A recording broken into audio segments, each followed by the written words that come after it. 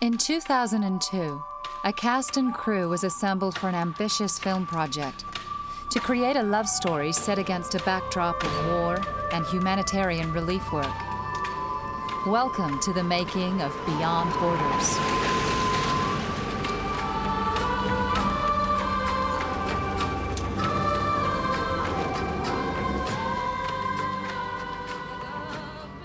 During 5 months of filming, we would travel thousands of miles, working in 3 very distinct countries.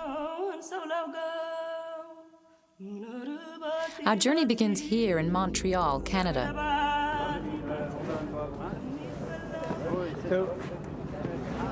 The director, Martin Campbell, and his cast and crew are here to recreate the war-torn capital of Chechnya, Grozny.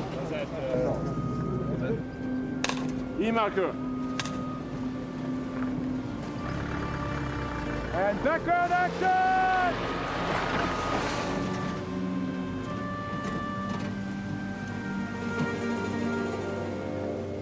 The scope of Beyond Borders was to be epic. A love story spanning 3 continents, over 10 years, with each era requiring a very different look.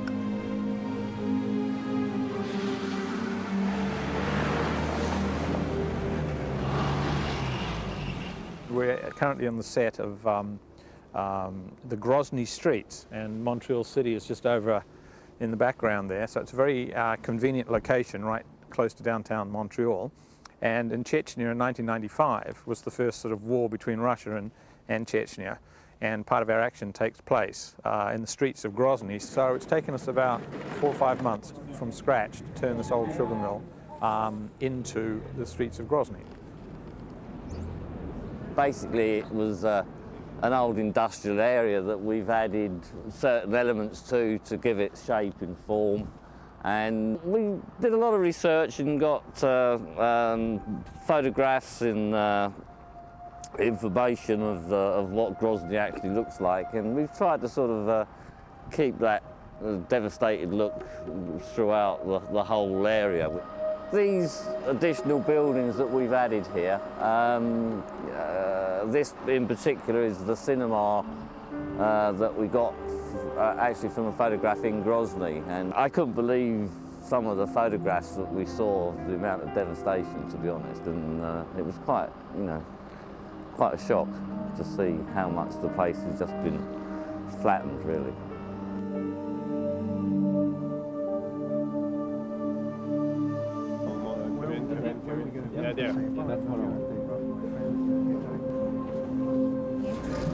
I think it's amazing. I think we all felt. I think it's as an actor, it's amazing, and as in a production way, I think it's just great, and I'm so impressed with all the departments that did it, and as a person, it's. I think for everybody, it's really creepy, and there are many people on set, which we've discovered, which has been happening all through this film, but. I was talking to somebody yesterday who was sitting next to me and said that it reminded him of when he was in Sarajevo. So they are all from these countries, and they all came here because of situations like this. So it's, I don't know, you'd have to ask them, but I'd be curious whether it's just a horrible memory that haunts them forever and they can't forget. I don't know. So I'm hoping it's not a bad experience for them. Oui, toujours. Yeah. Toujours. So when he arrived on the set, for him, of course, it's not at all the Hollywood business. It reminds him what happened, and he just said that at first sight, it was very hard on him because all that reminds him everything. And now it's okay. Now it's the movie, but the first reaction was to feel back in time over there.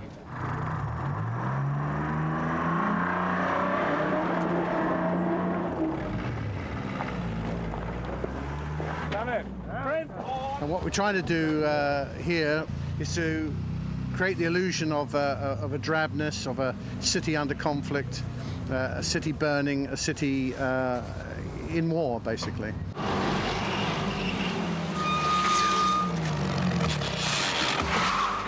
What I'm also doing is actually creating a slightly different look by treating the negative in such a way that it drains the colour and it also creates more contrast and a slightly grainy look, which is a slightly newsreel feel.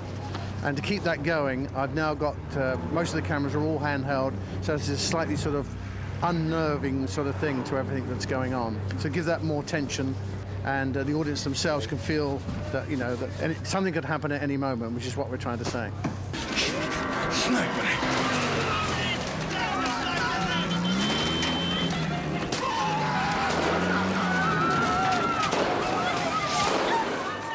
It's very difficult making a realistic film in that when the action or the stunts, you've got to make them really real. It's really difficult. We did it extremely well on Saving Private Ryan, and that's the sort of look we're going for. You see where the bullet hits are here? Yeah. As he sort of slips sliding here, the camera will be about here. Bang, bang. That's the sort of timing. The whole shot is only going to last about 8 seconds. People aren't flying a million miles in the air or doing a double somersault or anything like that. It's really very, very realistic. War isn't nice, and you've got to really show it in that light. And it all happens very, very quickly. Probably what we're doing here, we're spending a week here, it's going to end up like 60 seconds on the screen. It's trying to find new camera techniques, really, to film the action. That's how you're going to make it look different. Put an audience there, like with this, we're filming it doco style. So it's moving cameras as if you're in amongst all the explosions.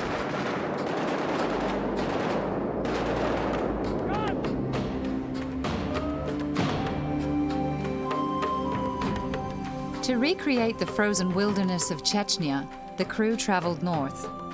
This is Quebec midwinter. It's exceptionally cold and bleak, which makes harsh working conditions for the crew, but looks completely believable on screen. Any further forward, or is that as far as it can go? No, it's fabulous. The look is fantastic. It looks like nothing you've seen, and that's what we wanted.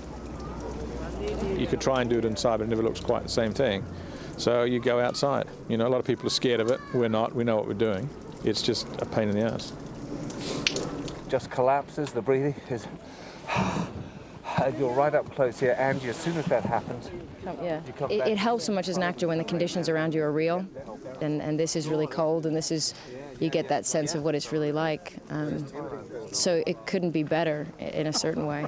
Stand by. Roll cameras. Because we've been talking to lots of different people about what it's like in these conditions, and we've been out here and we've got heat packs on and so many different things, but I can't imagine it making a run for it in this kind of situation. It's beautiful, but it's trying to survive in it. I don't know how anybody does it.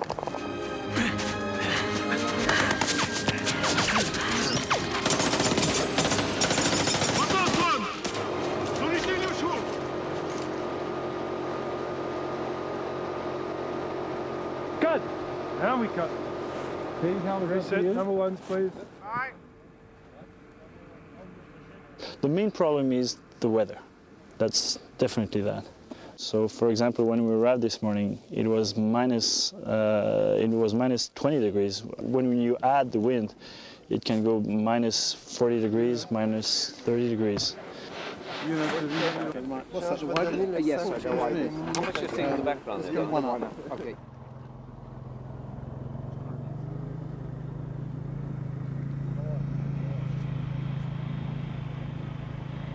And haven't been able to shoot any wide shots yet, simply because as you can see, we're clouded in, and there's no views. Actually, there's some wonderful views if it clears, so we're waiting on that. With all the changes of the weather, sometimes it was sunny, sometimes it was windy, sometimes it was snowing.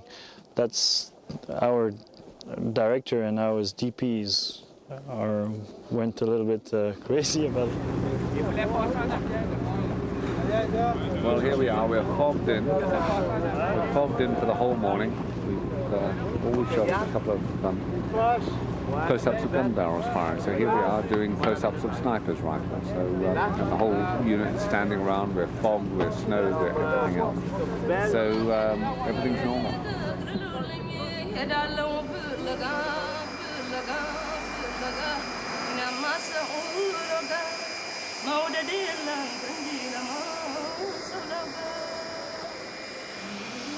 From minus 40 to plus 40, we had arrived in Africa for stage 2 of the production.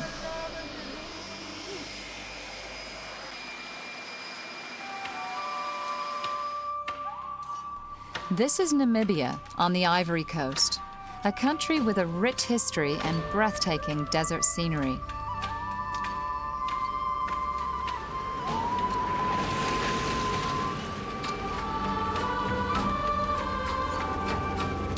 Namibia was chosen as the backdrop for the Ethiopian famine of 1985, a time when the world had finally been awoken to this crisis and the humanitarian relief work that was underway.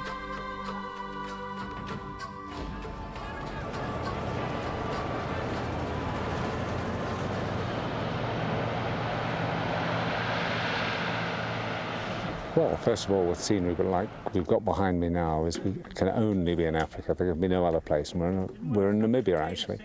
And it's hard to think about anywhere else in the world that would be able to give us what they've given us here. You're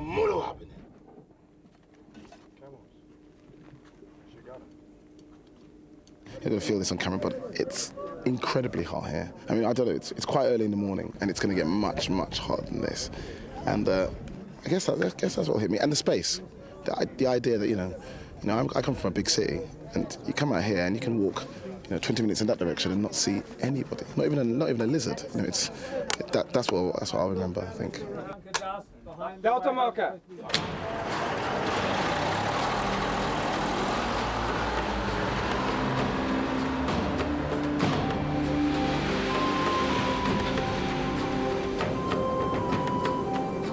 2 hours by plane from the film set is the Harness Wildlife Foundation. For over 28 years, the Van de Morve family have been fostering sick or orphaned animals on land that originally grazed cattle. The whole operation survives on a shoestring, from sponsorship, tourism, and animal adoptions.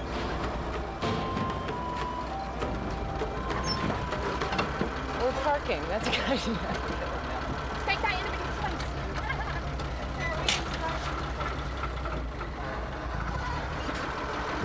Sorry, now you have to. You have a stick.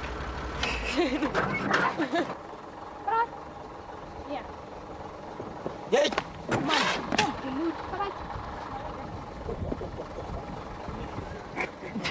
Hey. Where's that other one? Uh-oh. Okay. Well. Do you think? It's just like a cat. This is the newest arrival, Mitzi Joe, a 12-month-old orphaned leopard.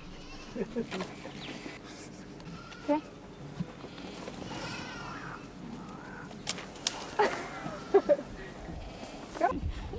He's got it now.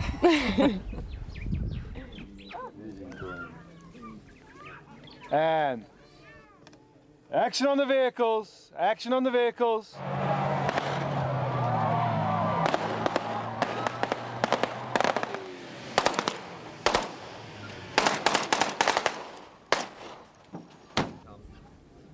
Back on set, and director Martin Campbell is shooting the food riot, a difficult scene made more challenging by the complexity of the action and number of stunt people and extras involved. Okay, mensen, hierin is meneer Martin, hij is de directeur van die Beyond Borders. So, jullie het baie mooi gedoen, so jullie moet in jullie se talen, jullie het baie mooi gepraat in jullie se talen. Dan niet meer safe, maar bij chip say yes is to za. Uma ban, chip tena. Jabon. Ni sabu kuti, unga bi komund also. In all, we have 30 stunt people, which we're going to mix in amongst the 350 people, and they're doing obviously the key stuff, whereas with people running in and out of the background. And it's just tricky just to organise. The extras are great. It's just the only problem we have is the language barrier. We've got Zulus there, we've got Xhosas, we've got Pedis, we've got Shangaan. There's a lot of people. At the same time, even if you explain something, work it with your body movement so they can see what you're trying to say.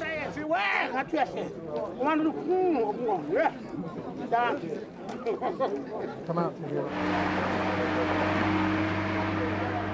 Ton of energy when you're hurling people off. Make it real with those sticks. None of this patting. Really show me the hitting. Come on, are we ready? Yeah! Right, here we go. And Polo!